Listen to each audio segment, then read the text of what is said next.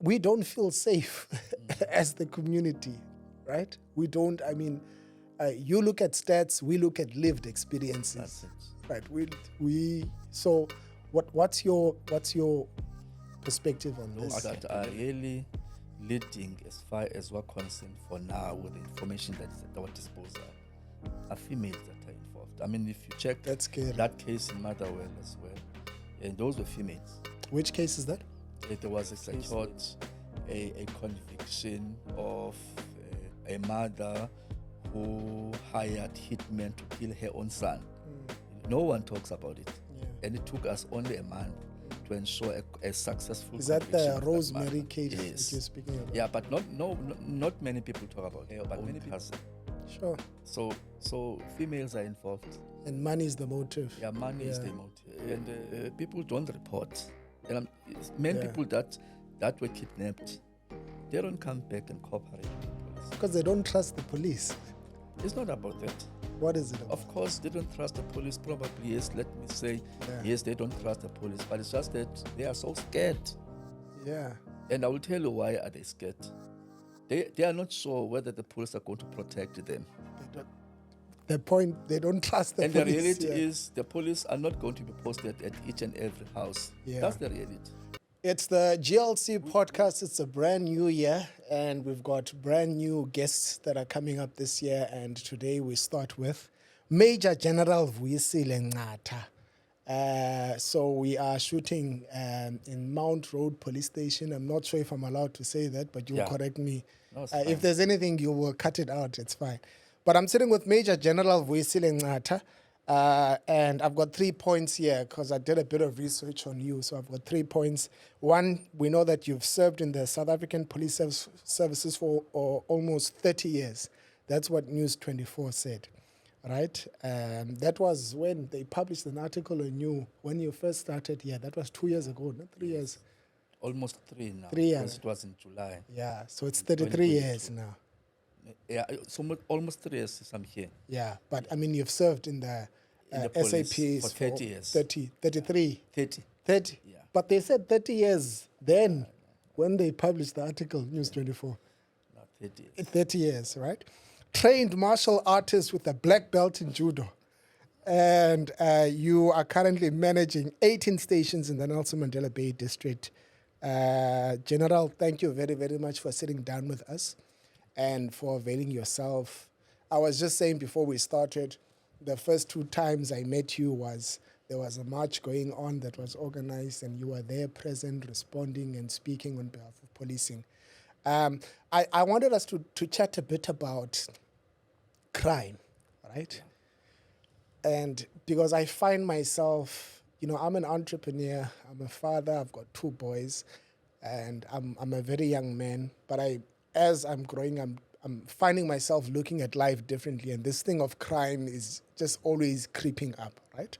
So I've got a few questions that I want us to talk us through, and I'd be so happy if you could just share your honest, feedback and thoughts and opinions, right?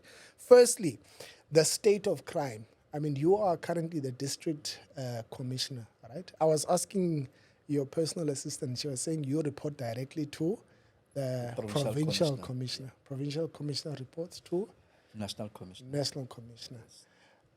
First, let's start by saying how have you found policing in the past 30 years? So how's that experience been for you? Okay, personally, I think I have benefited. Yeah, for being a member of a South African Police Service. Yeah, I find myself being exposed to things and people that I would not if I was not a member of SAPS. And I think even if I were to be asked in the next life of mine... You'll still be a police. Yeah, of course. I'll still join SAPS. Yes. But policing is not an easy thing. Yeah, because, it's a very serious issue, the issue of crime, because it's a life and death. And it affects many people negatively. And, having served the organization as a junior member and up to the level that Yeah. I'm in now at the senior management of the organization, I've seen different stages, and I went through different stages Yeah. as well. But crime generally is a very painful experience. And the manner in which crime is committed, it leaves people wounded. Is it as bad as the media makes it out to be? So sitting from this side, I think it's very, very bad, right? But I don't have the experience that you have. You deal with these issues on a daily basis, right? Are things as bad as the media is making it out to be? Or do you think that things are being exaggerated? We are safe, but they are just isolated incidences here and there. I believe there are isolated incidences. Okay. Yes, and the media, when the media talks about crime, they are not, because as the police, when we present crime, we present comparative statistics, and then the media presents the incidences. Okay. Yeah, they will just take and Got you, isolate one incident where people are killed, and the murders and the carjackings, etc. But how do we assess our performance? We compare with the previous period. That's the decision that the SAPS took. But crime is bad, and we don't want crime because, as I've already alluded to, I said it is a very painful experience. And there is crime, but there are very serious efforts to fight crime. And I know in areas where I've led, including in our district, many people will not want to believe, probably, because there's more what the media always present, or many people always talk about. They don't talk about what the police have done good. I don't think it really matters to them whether we've secured a conviction of a mother who hired hitmen to kill her own son. No one talks about it. Yeah. And it took us only a month to ensure a successful Is that conviction the of Rosemary that matter. case Yes. that you're speaking about? Yeah, but not many people talk about it. But many people talk about the incidents that really hurt them. When they would have experienced criminal activities. But I believe that being the commissioner here, there are areas where we have done well. For instance, in this current quarter, we have managed to decrease about 17 serious reported crimes Okay. out of seven. No, it's 14 out of 17. All right. So that means we have done well. So what does that mean? If you can. Yeah, it means that we reduced the robber aggravated. Robber aggravated is when you include all your contact crimes, all your carjackings, your house robberies, your cash in transit, your truck jackings. Okay. You see, when you include all of them, they are categorized as robber aggravated. We reduce them. But you see, when you reduce them as a block, but people who would have been hijacked, to them it doesn't matter. But to us it does matter. It means to us that at least our operations or our operational plans or our efforts at least are yielding some good results. But as long as people are still robbed, we will not lower our guards. We will not stop fighting. For instance, the sexual offenses, we have reduced them comparatively now. We'll compare this quarter compared with another quarter of last year. We reduced the malicious damage to properties. We reduced the assault common, assault GBH. Those are GBV So in your cases. analysis, crime is going down. Yes, crime is going down. But where it matters the most, because the matters, we have not reduced the matters. Okay. And that's what has been troubling us. But it doesn't mean that we do not have a plan. And we are coming with a new plan now. And some of other plans we have already executed, but they're taking time, Yeah. you know, because matters are not easy, especially in Mandela Bay. Yeah. It's Why? unlike, Let's double click on yes, that. yeah. You know, in the past when I grew up in the police, it was easy because people were stabbed. Yeah, Because yeah. guys would have been fighting over a girl Yeah. in a tavern. Yeah. At least one will know who was stabbed. That girlfriend will Yeah. tell us Yeah. because she knows, who are her boyfriends. Yeah, it was Purposeful. Yeah. But now that is not the case. People, they fight over very serious things, such as the insurance policy.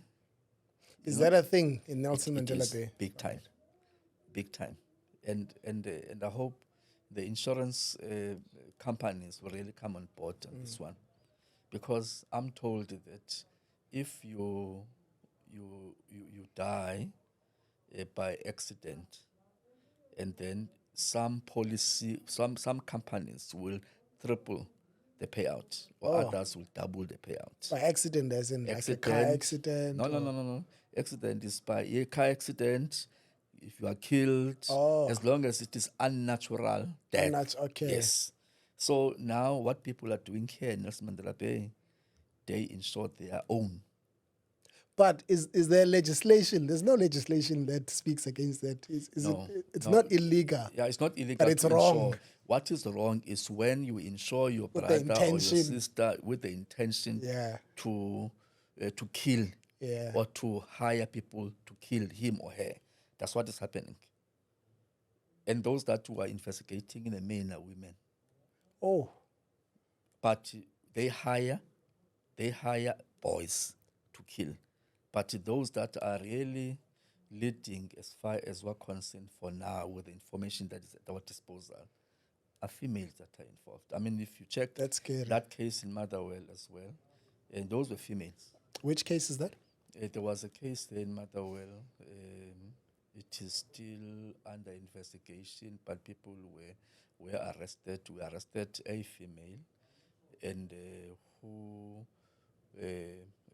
hired boys to kill her own mom, not a biological mom, but a woman who raised her. Sure. Yeah, and we were involved in policy. You know, they was insured. They want to kill, but two people were killed there, and others were injured. And also in Utenake, we arrested, I think, about 4 or 5 females, and who are also workers. And then those are the people that some are working for the policing company. And recently, we have also arrested another girl, Yeah. who, together with her cousin brother, who hired hitmen to kill her own cousin. Sure. So females are involved. And money is the motive. Yeah, money is the motive. And because if now you insure a person for 80,000 rands, and 3 or 4 months later you hire guys to kill, at least you can get or receive something like 160,000 rand within 6 months. I'm not laughing, but And you would not have paid much, by the way, to get 160,000 rands.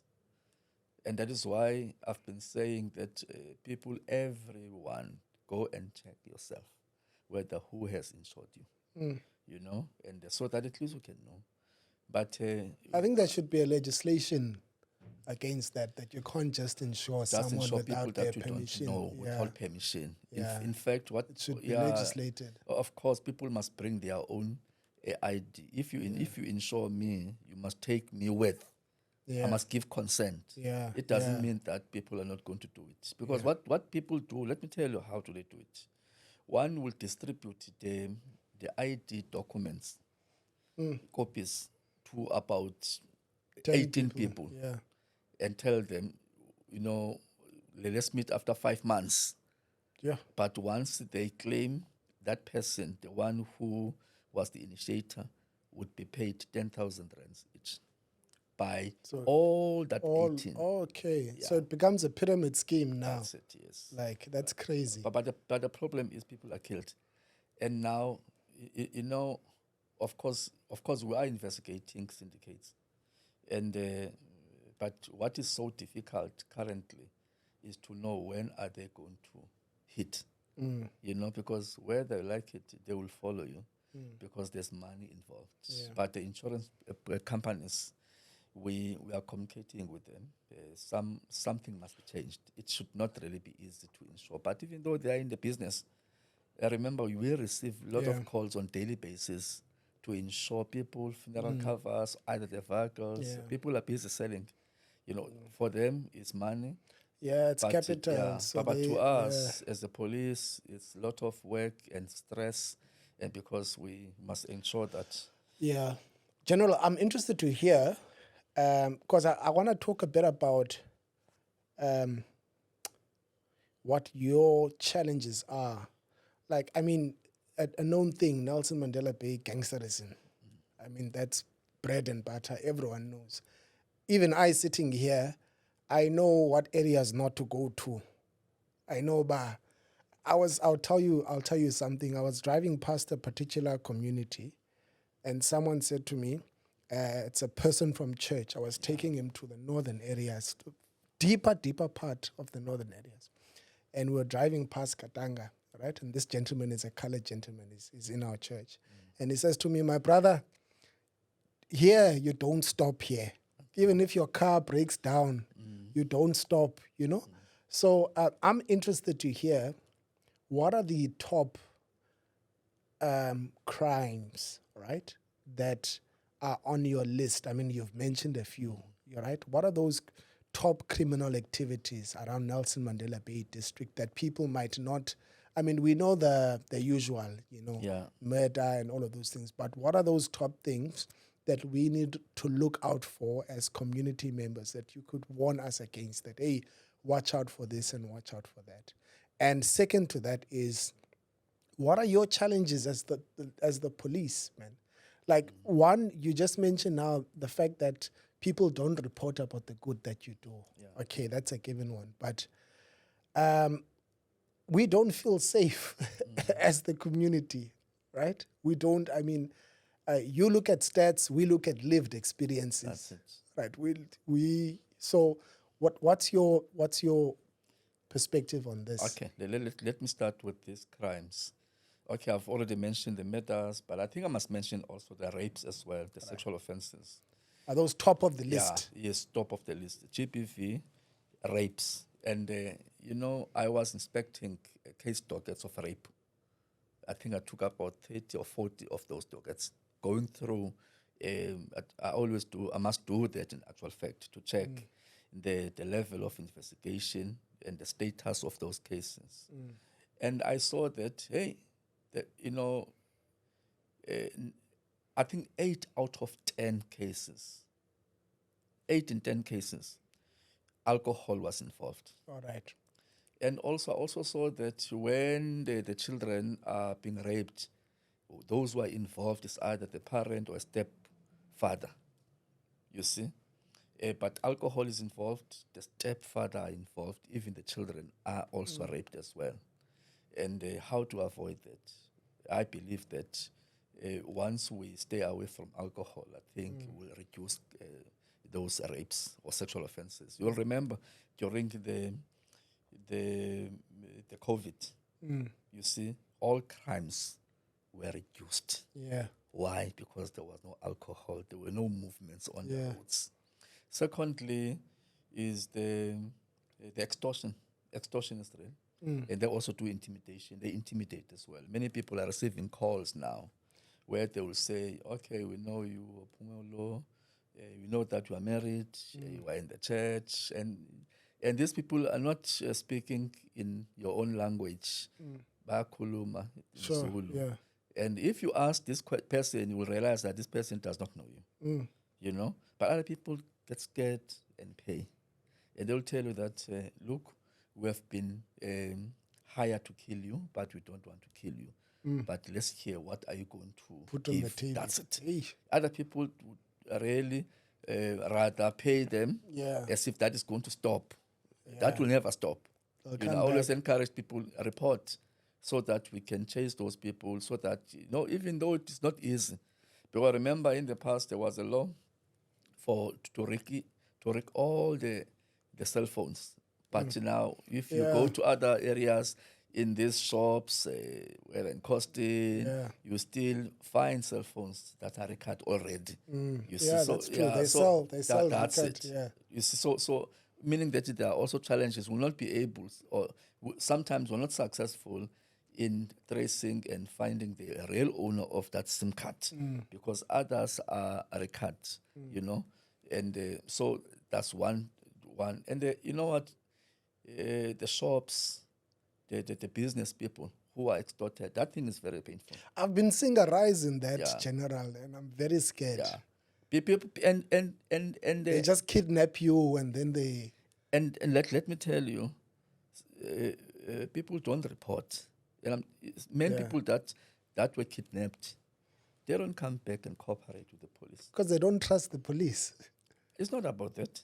What is it about? Of course, they don't trust the police. Probably, yes. Let me say, Yeah. yes, they don't trust the police. But it's just that they are so scared. Yeah. And I will tell you why are they scared. They are not sure whether the police are going to protect them. They don't. The point, they don't trust the And police. the reality yeah. is the police are not going to be posted at each and every house. Yeah. That's the reality. We have the ability to protect people. Yeah. Because remember, all these crimes do not occur when the police are there. Yeah. The criminals know they can't go toe to toe with the police. They know. When they attack the police, they know that when we fight with them, they don't win. They know that they don't win. That's why, in a country like us, it was supposed to have so many fights with the community, with the criminal. They don't touch the police. They know that when the police are there, whether it's one or two cops, they don't touch. They don't commit crimes in front of the police. But the reality is the police cannot be everywhere. That's the reality. And sometimes in areas such as ours, we don't have cameras where where we'll have extra eyes, for the police, etc. But I was talking about the crimes. Yeah. And extortion is a problem because many of these shops around here, especially in townships, they are being extorted. Yeah. They're extorted by the boys, and those boys, they kill one another. If you're saying boys, are you meaning gangs? Gangs, yes. Right. Yeah, because they are boys. Okay. They kill one another. That's why we have murders here. Murders in the main, the majority of people that are killed are people who are also involved in criminality. They are fighting over territory. They are involved. It's unlike in the past where many people that were killed were innocent people. Yeah. Majority now. And you will see when they are buried. Over the weekend, yes, I I had know to what you're send saying. the police, a contingent of police, to guard a funeral of a criminal. Because what I did not want to happen, I did not want that gun. thing. Yes, Is that illegal, by the way? It's illegal. They don't have licenses. That's why when the police are there, they don't do it. But again, the families are supposed to do better. Because you know your son. And when your son dies, you know what your son was doing. If my son was also doing that, I would tell them, don't come and do this thing here in my house. I want to bury my son, even though he was a ginza or a criminal. But people are scared, General. But I don't think they are scared of the friends of their own children. They are not. But because some of them, they are the beneficiaries. What you see in those homes are the proceeds from crime. Extortion. I spoke about. Are you winning the fight on extortion and these? What are these things called now? Because protection fee. Protect this thing with protection fees. You see, we have a hotline, extortion hotline. Yeah, there are many people that reported.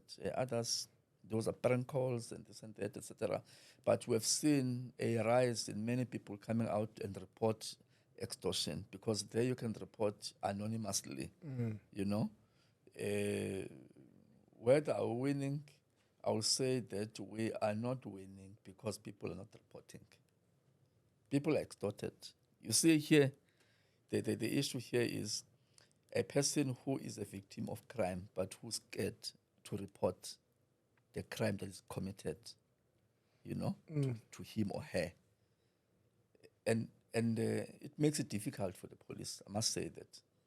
That's why these boys, they get richer and begin to fight with one another because they fight over the territory. But those who are victims do not report.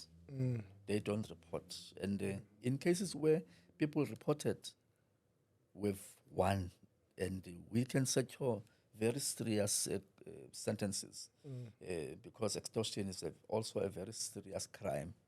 But there are cases where we've cracked, especially where there are murders.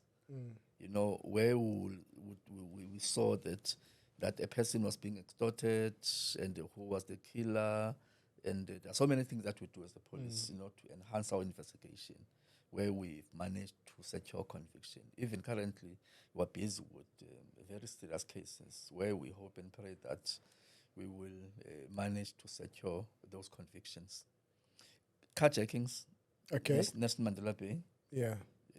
We have reduced carjackings in this quarter, the quarter that has passed. But, when you reduce from something. Yeah. Yeah, it's not like there was nothing. Yeah. There were carjackings. Yeah. Maybe there was 80%. That's it. Yeah. You see, there were carjackings, but you reduce from a number.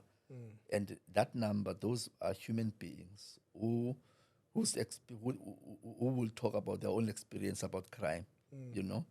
It is a problem. And in areas such as Motherwell is doing relatively well crime-wise, but KwaZakhele, New Brighton, KwaDwesi, those are the hotspots. Those are our hotspots. Okay. Yeah, Motherwell, for whatever reason, because of the efforts that we're putting there. I thought Motherwell would be in your top. No, Motherwell is one of the best performing stations. Even last year, they performed very good. Motherwell and Bethelsdorp. Bethelsdorp. Yeah. Motherwell and Bethelsdorp. Bethelsdorp, they decrease everything, including the murders. You don't hear a lot about gangs in Bethelsdorp, the activities. Yeah, but I also believe we placed good leaders there, very committed and very serious leaders at those police stations, and who are fighters, who are the winners. Yeah. And, but of course, they will not be able to do that alone. Yeah. Yeah. So the carjackings, and also the truck jackings as well. Okay. The truck jackings, the Outer Road, the Motherwell side, and around the dispatch. Truck jackings. Those who commit truck jackings are also the same people that are also involved in extortion. And what has always worried us, the involvement of the quantums, without basically mentioning the name of the associations. Yes. I had a long discussion with one of the secretary of the associations here in National Mandela Bay about their vehicles being involved in criminality. You see? So the truck jackings, again, we have also reduced the truck jackings because we effected arrests.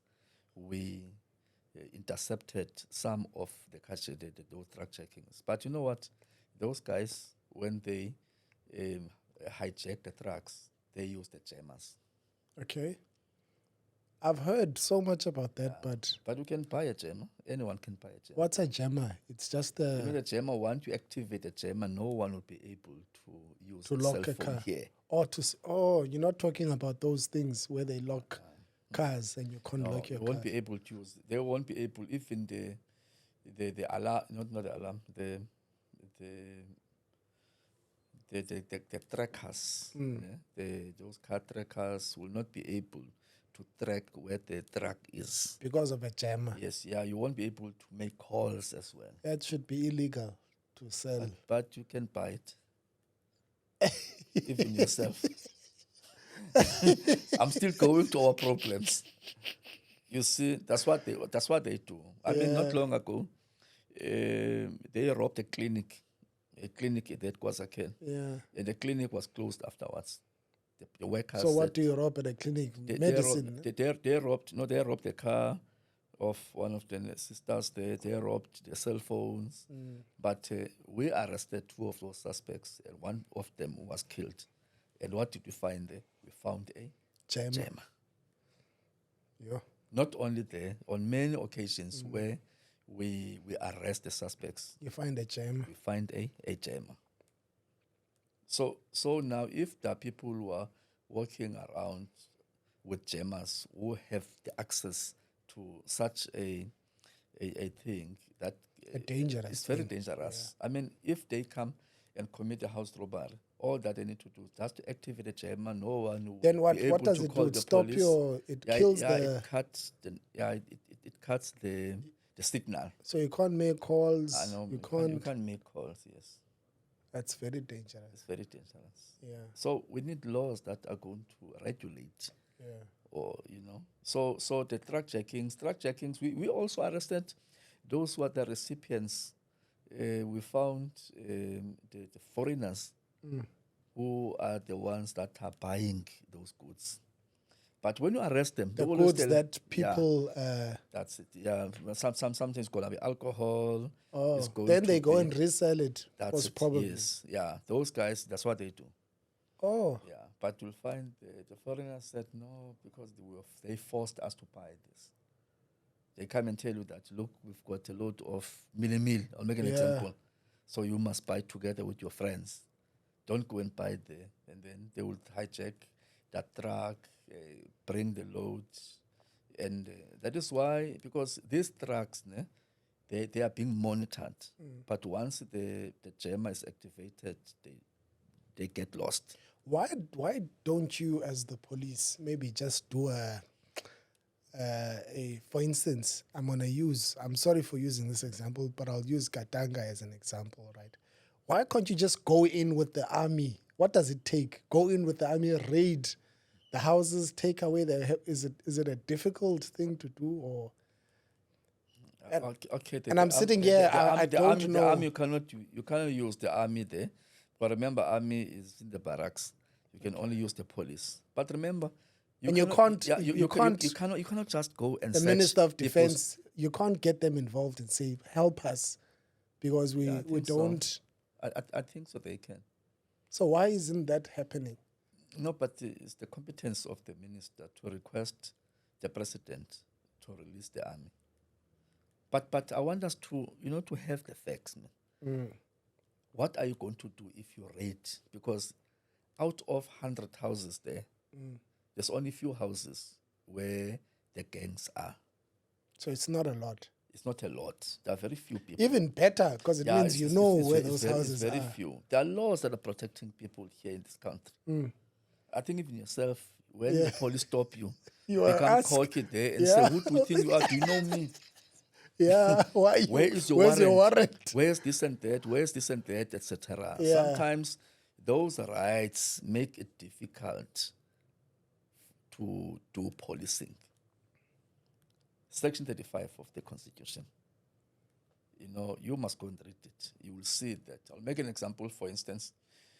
Section 35 demands a person to be informed of or to be warned of his rights. And also the fact that a person must be warned that he or she must remain silent. And if you steal something, then we catch you. We must say, you are under arrest. Yeah. You may remain silent. And if you decide to talk, we will use... By the time you finish that, we that will guy is use gone. that. That guy will not even tell you. And now if you take that guy to the community, the community will beat the hell out of him. Yeah. Will go and point out everything that he stole, where he sold, etc. When he's half dead, the community will call the police. That brings me back to that point that I think people don't have. You say they do, but I think they don't have much trust in South African policing, because now they're taking matters into their own hands. But let me tell you why. Of course, why. Remember this site.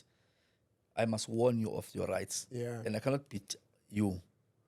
And even if you want to confess, if you run to the police station after killing a person, Do you know that we're not going just to arrest you because you come and say, I killed a person?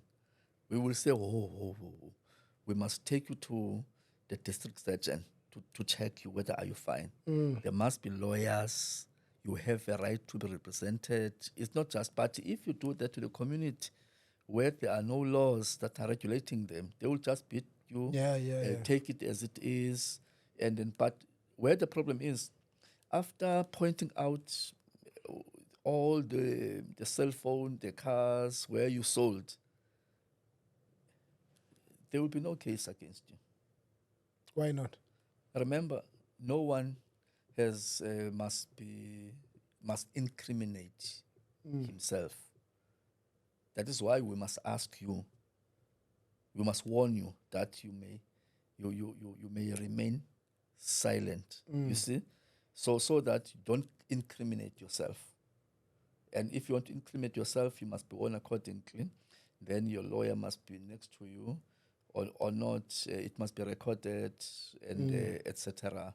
But that side, once they force you to incriminate yourself, force to go, because you incriminate yourself for things that you have done. Yeah. But that evidence will not be admissible in court. Yeah.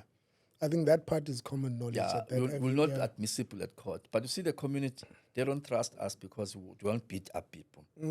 But that side... Then those people will come back to the community. Then they do the same crime sometimes. And now, but why are we blamed then? You can't blame us because we can't do as the community does. We can't beat up the hell out. We can't beat up that guy for raping. We can't do that. We must take that guy, take him to hospital, take him to jail, and give him clothes, give him food. He has a right to food, he has a right to telephone, etc., to visits as well. So we must protect the rights also of the criminal, but the community does not. So if the community now is asked to choose between the two, many of them will choose that community, that those patrollers that are beating on people mob because justice. they believe that they're going to solve, but they're not going to solve. Yeah. You see, because they're not going to solve because that one will not serve time. But this side you can save time. Yeah. But what do? They end up killing people. You see, and carjackings, truck jackings, the rapes, the house robberies are very painful, especially in areas such as KwaZulu. Yeah, very painful. And it worries me, this thing of the insurance police, because around November, December, we saw old people being killed. Yeah, old people being killed. Of course, we're investigating those cases. Other cases such as the shoplifting, the burglaries, the thefts, the property, in fact, we're doing very, very, very well. You see? And congratulations. Even when you compare now those categories that I've just mentioned, the serious and violent crimes, we have reduced them. But the problem is, as long as there are still people who are the victims of those crimes, people are not feeling safe. You see, that really worries us as the police, because we would like people really to feel safe. But we are not the police country where there are police all over. I'm told those who have been to overseas, in other countries, once you learn the police, like in countries such as China, for where each and every block or street there is a police. But you are not there as a country. Probably one day we'll be there, but we are not there. And we've got brazen criminals here. People are not scared of the police. They are not. People swear at us. And you can't beat them. You can't beat them for that. People will even come to the police station and talk whatever, say to us, and even tell us that they pay our salaries. I mean, even guys who don't even pay tax. We pay a lot of tax as well.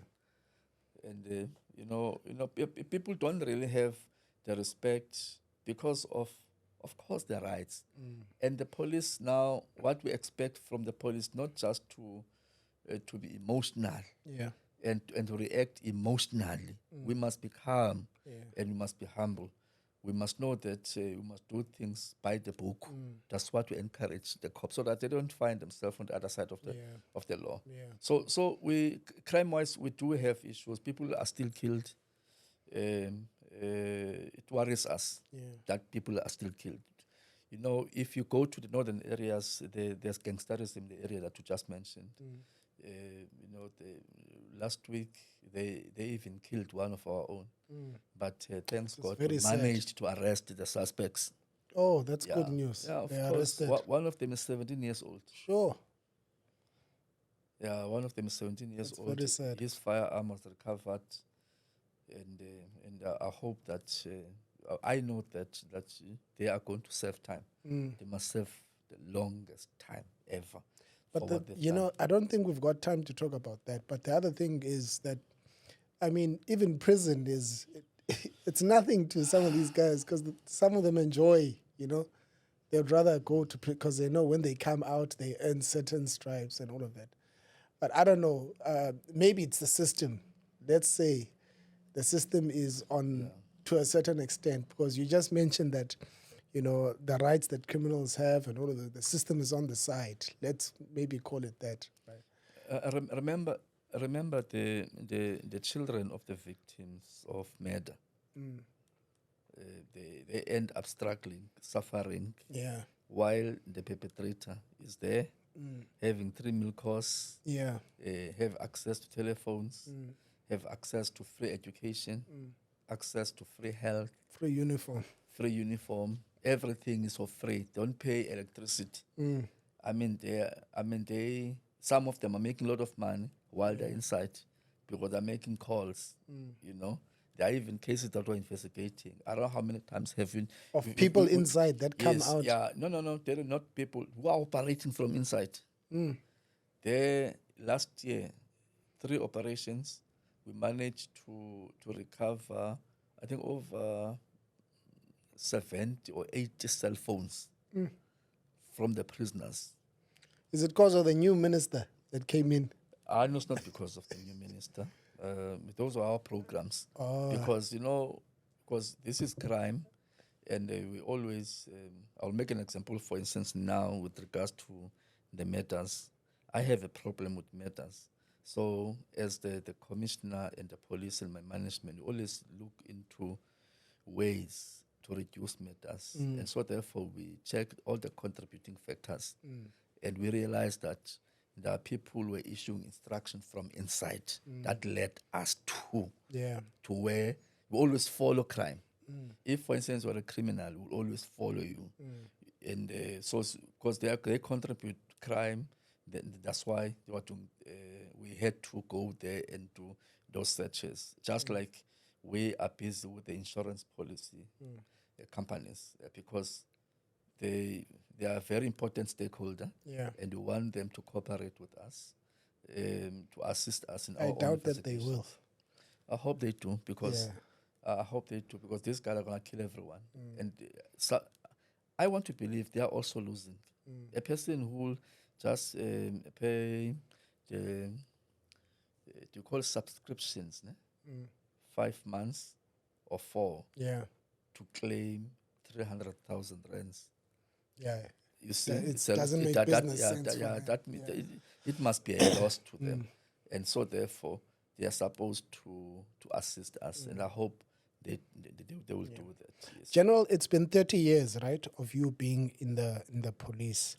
I'm sure you've got some, for lack of a better word, crazy stories, or you've been in some bizarre instances where you found yourself, and maybe you thought, man, what am I doing here, right? What stories come to your mind in terms of policing and situations that you might have found yourselves in, that you think if you were to sit down and tell people will be shocked at what you go through? Hey, I worked in the farms when I started in Luphumlo. Then I used to work with another guy there. I couldn't speak Afrikaans. And then we opened another police station that is called Mesrent. And late you'll close because there's no one on standby at night. Then the lady came. No, this gentleman came. And then I opened the police station, opened for him. He started to speak in Afrikaans. And he kept on saying, "May Macy op die veld verkrag." So I thought, verkrag, hey, to me, because here in Port Elizabeth, when you've got a krag, you know You've that got power, you've got the Lamar. power. Yeah. And then I said, okay, ne? Krag. Hey. Okay, so, and he said, and he felt, then I said, here, it's a power, it's a lightning, only to find out this gentleman was reporting that, his girlfriend is being raped. It's a Sure. verkrachting. Is being raped. What in does the that mean, field. verkrach? Yeah, Means rape? verkrach, yeah, rape, yeah, in Afrikaans. So, yeah, I learned from it. I learned also those days there, and you'll arrive at the farm. The farmer would arrive, they were arresting their own workers, by the way. A lot of racism. Yeah, their own workers. Others, they even built a shed where they would just come and collect them there. And I was still very young. And that time, I was really doubtful that, hey, am I in the right place here? Because I was never raised, to suppress other people. And those were people that looked like me, And but I decided that, let me start, man. Let me go to school. Let me work so that one day I can also lead this organization. But other stories, because I was also working in the public order police. And my first time when we were managing or monitoring the riot, or it was a march, and our captain said that is giving a 5 minutes warning, for people. And I was also carrying my thing and waiting for 5 minutes. I didn't know that the 5 minutes, what the captain says is done. 5 minutes. After saying 5 minutes, and then you must surprise them. Yeah. So I learned also from there.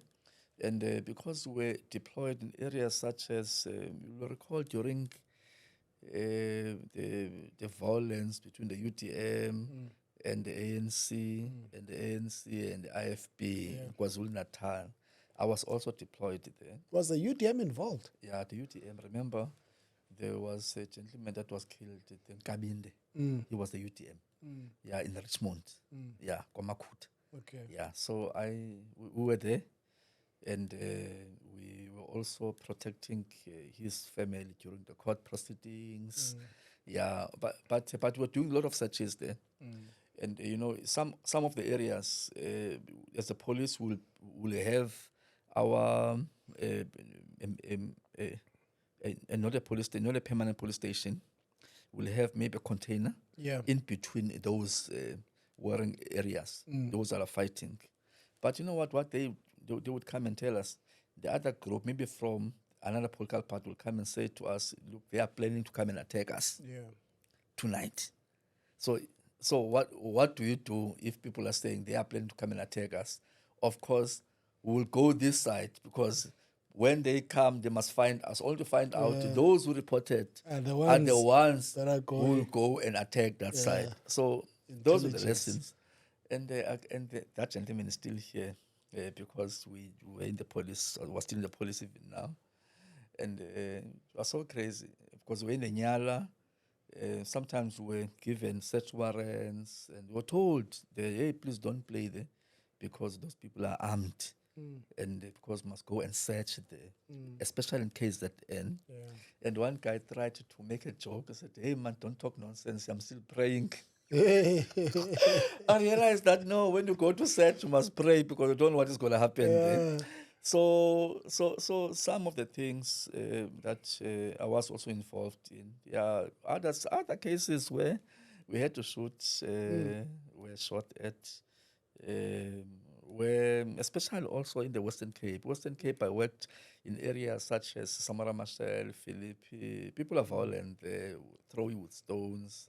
And sometimes I would be the one walking with the community or the patrollers deep in the shacks, while wanting the members to patrol with vehicles, etc. And we were attacked on many occasions. And And I think I was already mature at that time, not Yeah. to use my firearm just like that, or kill people, etc. But I've got those experiences Yeah. that have basically made Yeah. me. And as I'm sitting here, sometimes I feel that if I were to be asked to do it, I don't think I'll be able to do it. Again. I think I was younger then, Yeah. and I had a lot of energy, but I still have energy. I'm still Yeah. I'm not old, but there are things that we're doing as young, Yes. non-commissioned officers, etc. But I think now my role is also to be active, but to guide members to Yeah. do the right thing going Yeah. forward. I'm very interested to know because you said something about racism, Yeah. right? And my mind quickly jumped to an instance where I saw something on social media where someone says they are very scared of a particular ethnic group. They said, no, I'm very scared of these types of people, right? For whatever reason, because gangs are only prevalent in their communities. When you look at your stats, right, as police, are there any links to particular types of crimes and ethnicity? Like, could you sit here and say black communities like robbing people and white communities like ABC? Like, Okay. is there any data that can support that narrative that there are certain crimes that are prevalent in particular types of ethnic groups or communities? Okay. Let me tell you, while I was also growing in the police, we used to be confronted by Africans, ne? When you search them. Always tell you, hey, you don't search white people. You don't search white people. Yeah, so such I'm not. Yeah, come on. And I always responded to them. And that was the reality. But you know what? We don't open cases here where one would come to the police station to report a robbery by another white person. You see, because I think naturally they are not like that, unless maybe it's because of they were few and this and that, etc. So generally, here in Nelson Mandela Bay, crime in the main is in the townships. That's very sad to hear. Yeah, you see, many people will talk about the northern areas. What is being reported there, you can't even compare to what is happening in the townships. Yeah, townships, our own people are the ones that Black are on committing crime. Black on black, yeah. That's The very northern sad. areas is dominantly colored, and of course there are gangs, and those colored killed a cop. You see, it's something that is rare, but they do attack the police. They do attack one another, this and that. But if now you compare in terms of the numbers, where are my hotspots? My hotspots are in the townships. People are killed in KwaZakhele. People are killed in New Brighton. People are killed in Konobuhle. People are killed in Motherwell. People are killed in Woma Township. You see Woma. That Woma one must has be a worse, suburb. ne? Warmer Township. Yes, Woma Township. Yeah. And you know why it is so worse? Those boys, they kill one another having grown up together. Woma is a small township. Yeah. But the way they fight as if they never saw one another. Territory, yeah. what you was speaking Yes, about. they're fighting over extortion there in Woma and drugs. All right. Extortion and drugs. Okay. So everyone and anyone can commit crime. But if you look at the majority of those, you can go just go and check the profile in our prisons and who is there. You will see the dominant race there, So it's a fact. Of course, the Africans are a majority in the country. Yeah. But the reality is, there in our townships, where we also grew up, where we were born, the very same people who are terrorizing their own are them. You know, on that point, and I've just got one last question. On that point, I've been married now for 6-7 years. And when I first got married, I was adamant on taking my family and buying a house in the township, because I'm very pro township. I love the kind of life where you can go outside and see kids playing, and you know your neighbor and all of that, and all of those things. But my wife was always saying to me, no, it's not safe, it's not safe, it's not safe. Until recently, when I realized that actually, because of what I was hearing from my friends and people, that actually it's very, very dangerous, right? So I'm curious to hear of what you think, because I think it's sad. There's almost like an exodus of professionals, right? Like the minute you get employed and you get a good job, majority of the time you go live in town, right? Which is not good for the townships. I'm curious to hear your thoughts on that. But maybe whilst you're thinking, here's my final question, General. I mean, some of your challenges as policing, I'm assuming, are resources, based on what you're saying. Resources and corruption, maybe, I don't know, within policing, right? But what tips do you give to the community now, to people that will be watching and listening to this, on how they can stay safe, right? How do they keep themselves safer? What are those simple things that they can do that they wouldn't ordinarily know, because they don't have the insights that you have, right? So how do they keep themselves safe? Okay, let me start with the exodus that you Yes. spoke about. The worry about that one is in the townships, there is now a real shortage of a lack of role models. Yes. Those who get nice jobs, they will live and go and stay in the suburbs, etc. Maybe for progress' sake, it's a very good thing.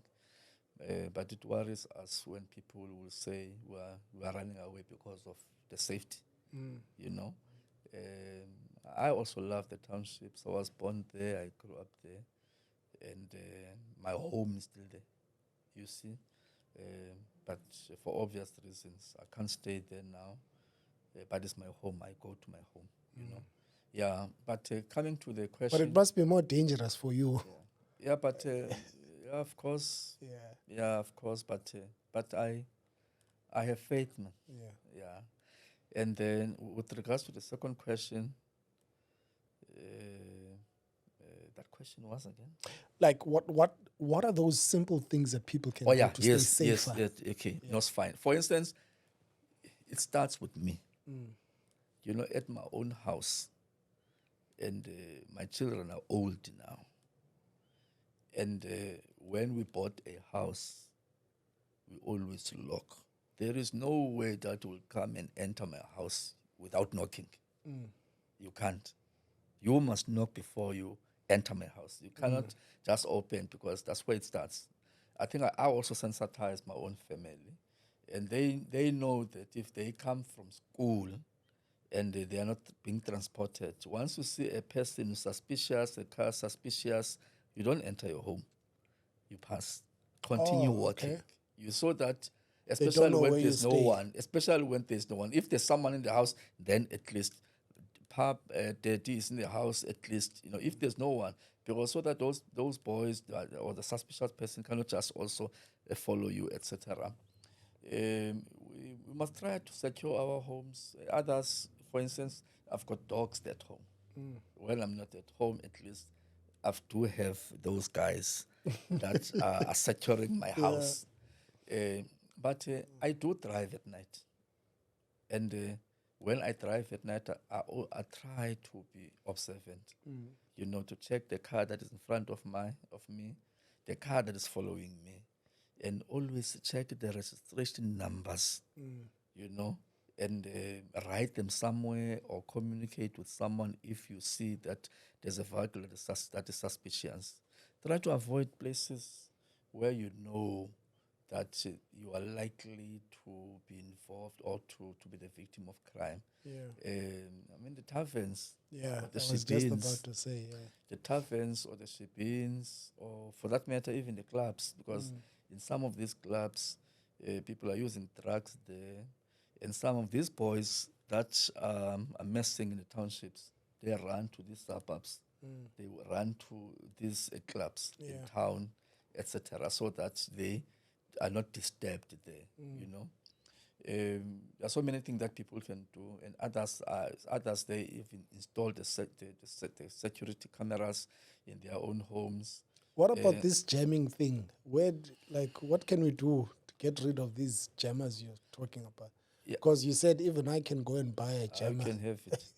But, we escalated it to the portfolio committee. The portfolio committee is investigating it because just to check whether is there any legislation, that will prevent people from selling it. So at least I did mention it because I have an experience, of that jammer being utilized, but they're still utilizing it because we have arrested people, meaning that there's no legislation that prevent people. And what we do, we just take it from people. We have confiscated on many occasions, the jamming system, because one can even give you the receipt that I bought it. Yeah. Yeah, and people must really be observant. Check who comes to your house.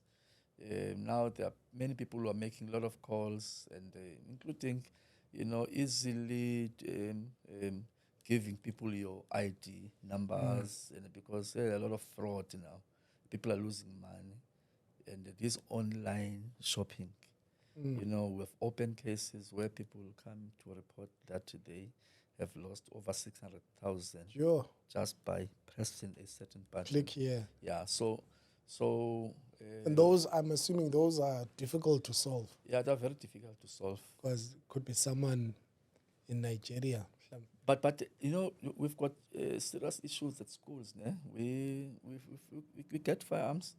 Children are killing one another as well. We had a case here, not far from. I think it was in September or July, when one boy killed another one outside the school premises. You see, because I think the parents are also not involved. The parents have just handed over their children to either to the streets and to the teachers to raise them. They also want the police to raise their own children, something that is not easy. I think as parents, we must really take responsibility and raise our children and talk to our children. And those who are driving cars, know the areas where you are driving and know people that you are stopping next to, and be observant. I always do, even myself. If I go approach the robots, I always check who is inside the car. Check who is inside the car. Once you see that there's 3 or 4 men, you see, 3 or 4 men, and they are watching your side, go to the direction of the police station, or you see the police, stop the police, report. And people must report cases, report any suspicions. You don't need to be kidnapped before you report. You report. I always enjoy those ones who call and say, General, people are following me. There is this person that I don't know all the time. Whenever I come to my house, is standing there. So that I can send the police. So that I can go and send the police, say, please take that guy, go and profile at the police station. Check who the person is. I mean, they're being proactive, But let's report crime. Many people don't report crime. But we must not be involved in criminality. Whether it is beneficial or what, we cannot be greedy, because many of these criminals, all of them die. They don't go on pension. All these boys that are called amakinsa, none of them go on pension. They are all except for killed. the ones that change their lives and take a different course. Very few of them. Very few of them. But those that are now in Iboza now, who are driving cars, wearing these ugly clothes, Fabiane. Some of these clothes are not even beautiful, but we can say that these clothes are expensive. But you need to have a lot of money to buy, etc. But because they are not buying, it's not like me and you. Before we buy expensive stuff, you said, okay, that's fine. If I buy now, what about this and that and that? So you settle. Yeah. You see? But them, they just buy because that money must be utilized. They can't even keep that money in the bank sometimes. They are scared, etc. And so those must not be things that must really influence our decision, our choices, where one you want to live to that standard. And because that standard is not a permanent standard. But eventually they are killed. Look every week. I mean, the people that are killed here, the ages, because the majority of them are those that are involved in criminality. The hit matters here. Make they make our life difficult because there are people who are hitmen. They are hired to kill. Inkabi. Yeah, in Zulu. Kabi. Yeah, they are hired to kill, and all those people have families. And now, with all the crime that's happening here in Nelson Mandela Bay, northern areas and the townships, doesn't really mean that the people who are committing those crimes are people that are living in the air or in the sky. Yeah. They live with families. Yeah. What are those families saying? I mean, come on. Really, what am I saying if my children are involved in criminality? What life do we really want to live? Because many of us, I hear you guys, you said, we're from there, from there. Now I'm from here. Yes, I'm going nowhere, so I'll grow old here. Yeah. You see, by time I Yeah. So meaning that and that's why I always tell even my cops that when we work, we must work so hard because we're also preparing for the time when we will be sitting on the stoop. You see, so we must create a safe and secure environment where we're working. But crime is real, but there's a lot that we can do. And from my side, if we can also change that Section 35, take away the rights from the criminals, must have a real look into the parole system. Parole. But in their defense, sometimes people are wrongly accused. So I mean, I've got a friend. In closing, I've got a friend that we studied with, convicted of rape, spent 2 years in prison. 2 years later, that thing was overturned. Found out that girl was lying. Came out. So I've always asked myself, shouldn't that girl go to prison? Yeah, Because it's not a pressure. So but there are very few cases where things it is like that. Of course, when we take away the rights, I don't think we will do that harshly for all crimes, etc. We know people that are doing the wrong. I mean, the robbers. I mean, we've got guys that commit cash in transit. I mean, not long ago they killed a security guard, but one of them was killed as well. So those are very dangerous people who will do anything to get what does not even belong to them. Have you had any instance where you've been shocked, like this type of crime, I've never heard of this. This is fascinating. Like, I'll tell you, whilst you're thinking, I watched something on YouTube and they were saying they recently stole millions from the municipality, cybersecurity, computers, inject a virus, and then bam, those type of things. I know now, not now. Not I think I expect anything from the South Africans now. A lot is happening in this country. But as the police, you are very committed. Yeah, I know. I'm very lucky to have all these station commanders here. The kind of and the character of our members as well. Yeah, they are trying and they are doing their best and putting their lives at they risk. are putting their life at risk, and we've got a lot of gains, and that is why today I can say that you are one of the best performing districts. Having reduced, in the province. Yeah, of course. If you reduce 14 out of 17, it's a lot. So I'm competing with the other districts in the country. And recently I was also for the past financial year, I also received an award as the best provincial senior manager operational. Congratulations. Province, Congratulations, sir. Yeah, so congrats. Yeah, there's a lot that we're doing. There's a lot that we're doing, and just alone as subs, we will not be able to do. That's why we must create partnerships. Yes, definitely. People that will support us. Definitely. We've got the business chamber. Yeah. We've got the Agri SA. Yes. We've got also the gift of the givers that Yes. have really helped me on many occasions, where we would bring food to the destitutes and to people who really can't take from anywhere, especially our victims of GBV. And because what we want to achieve is the partnership with the community. Yeah. But you see, partnership with the community must be trusted. People must have confidence in us. And they're not going to have confidence in us if we have dirty cops in our ranks. Yes, dirty cops in our ranks, those are the people that we don't need, we don't want. And that is why, and I always, even every meeting I have with the community, I always tell them, please tell me who are those cops so that we can get rid of them. And I know once I'm aware of, we'll get rid of them. We don't want them. I mean, I always address them, the cops. If you are dirty, you don't belong here. We'll charge you, we'll dismiss you, because we do not want anything that will take us backward.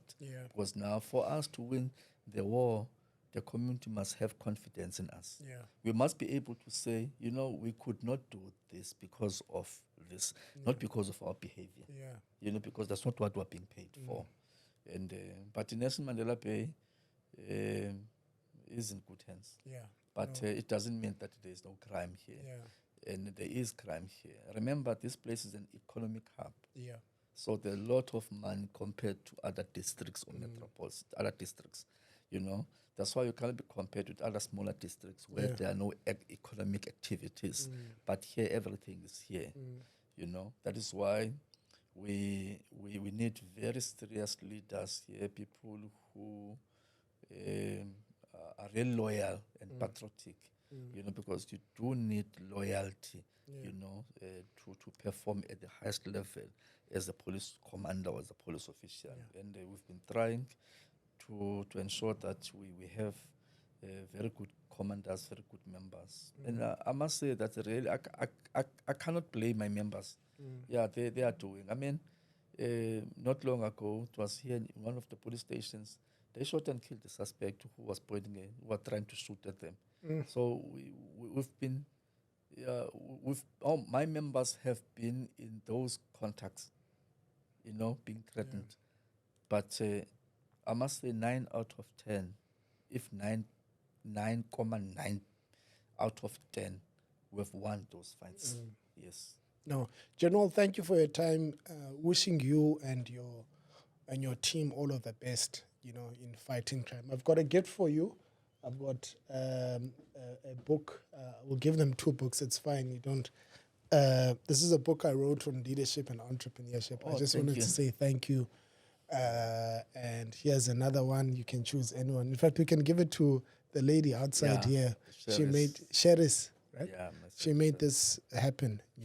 Thank you very much. Really, really wish you all the best. As I'm saying, I thought it would be good to sit down with you because I've had far distant interactions with you, and I've listened to you speak, and then I thought, man, let's sit down and talk about this, because a lot of people are moving away from PE. They're running away sometimes. So thank you so much. Wish you all the best. Okay, thank you very much. Thank you for the book. Thank you for the interview. Yeah, we do want to interface with our people. Ours is to ensure that we create safe and secure environment here. Thank you, sir. Okay, thanks. Thank you. Can we do a picture?